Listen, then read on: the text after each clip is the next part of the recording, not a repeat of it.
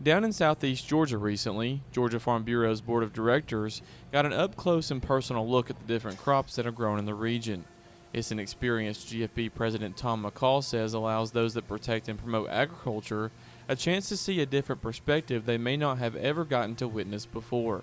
Farm Bureau's job is to protect and promote agriculture.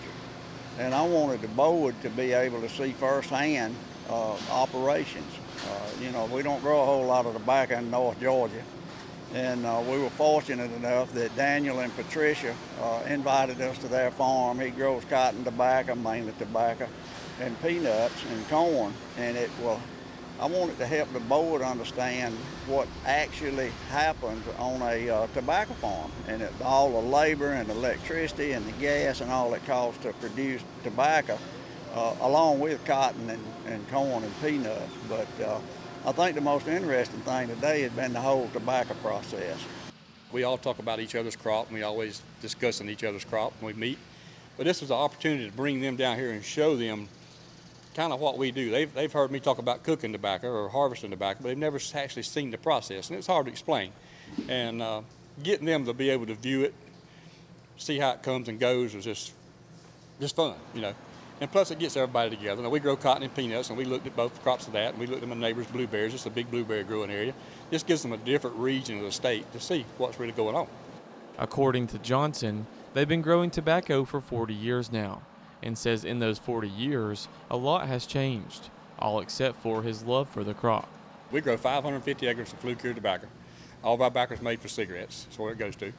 And this is our 40th crop of growing tobacco.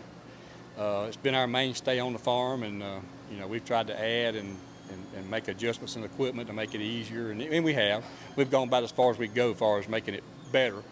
So it's just our way of life, and we're in a region down here that there's not but two things that really made this part of the country, and that's pine, timber, and tobacco. And we're fortunate enough to be able to still grow it, so we enjoy growing it.